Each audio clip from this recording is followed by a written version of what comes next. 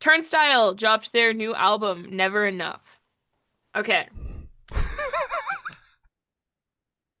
I didn't hate it. I'm gonna say it. I didn't hate it. Is it a hardcore record? No. This is the same conversation that we had about fucking Sleep Token and their record, where it's like, is it a, what is it, metal record? Whatever Hmm. the fuck, alternative. Yeah. No, that was a pop record. Plain and simple. That was a pop record. Um, This record, I think it has some hardcore influence, which is crazy because they are a hardcore band, but I don't think this is a hardcore record. I think it's very rock centric. It's fucking like indie, it's pop, it's a hybrid of a bunch of things, and I don't think that's a bad thing.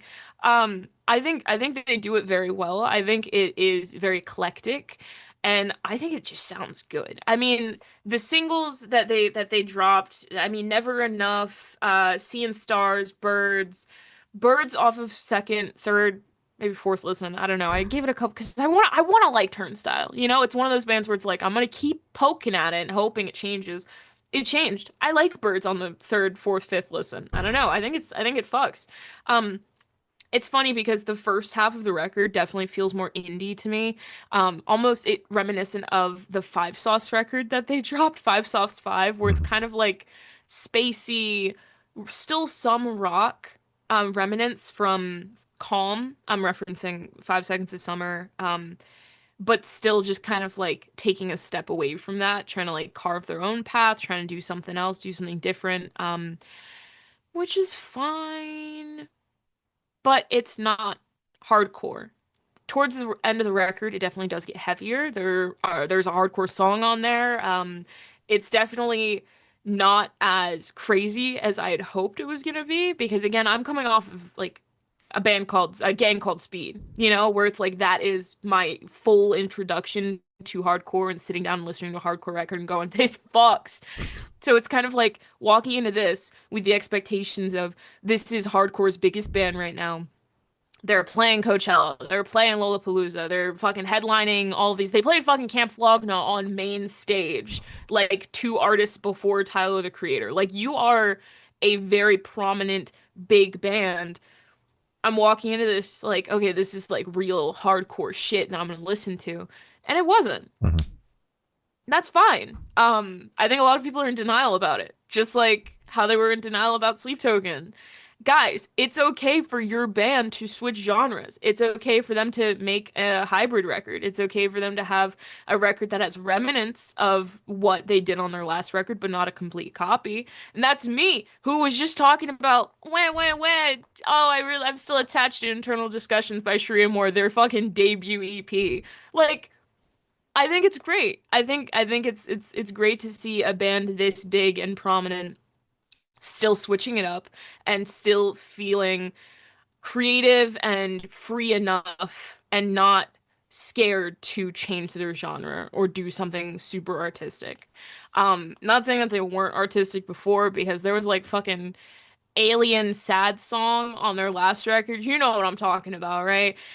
Weird fucking song. Not hardcore at all, but just weird as shit. Fox Live, weird as shit. But um I think it's a good record, you know, just good. They weren't my favorite band, but I think my impression on them has changed. I think they're good now. I understand it. Um that's my review. Yeah, yeah. I think that this is the record that had to be made after Hmm. the absolute crazy success off the back of the last record that no Hmm. one really expected. Glow Nope. On just took a life of its own.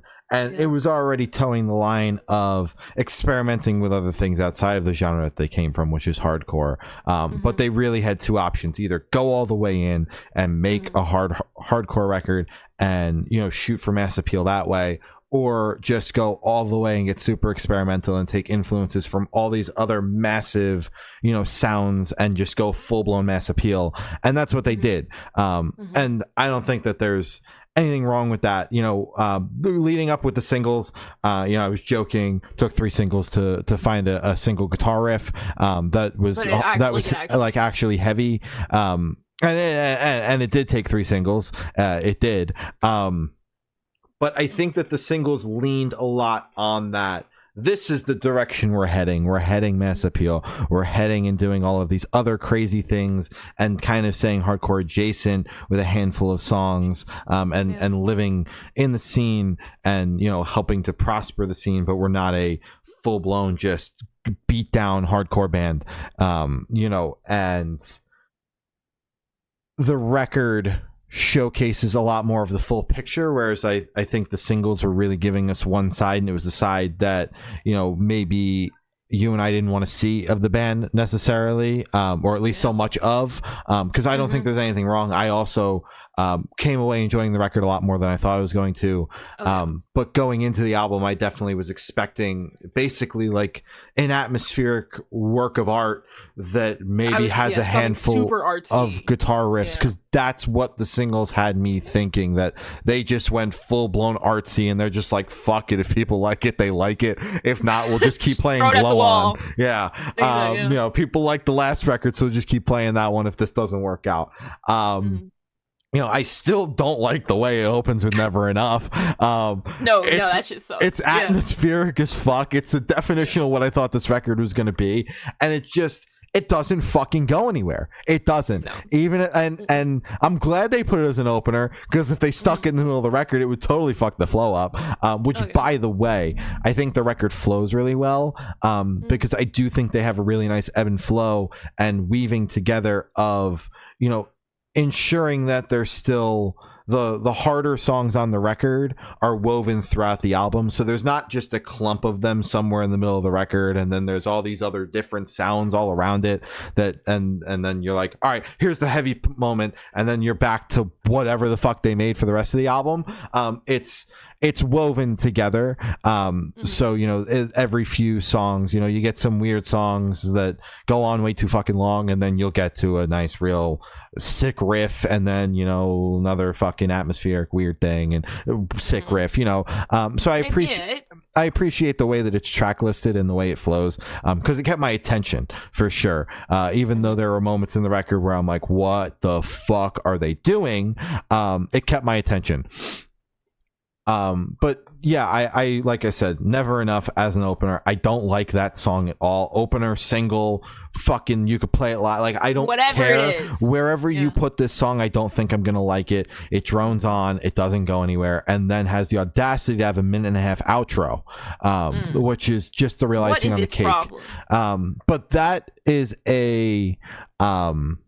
that's a trend for this record. There are a lot of very long outros on the songs, and there are some interlude-esque tracks. There are more interludes on this album than the track list would make you think, because so many of these songs have minute outros that just don't have to be there.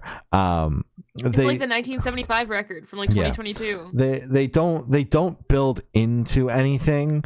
They just prolong a song that should have ended. So that's another gripe of mine. But I do like the heavier moments on the record. I also like some of the softer moments on the record. I love Soul and I Care. Those two songs back to back, I think fucking rock, as well as Dreaming. Like that three-song run right there really takes off the record there for a second.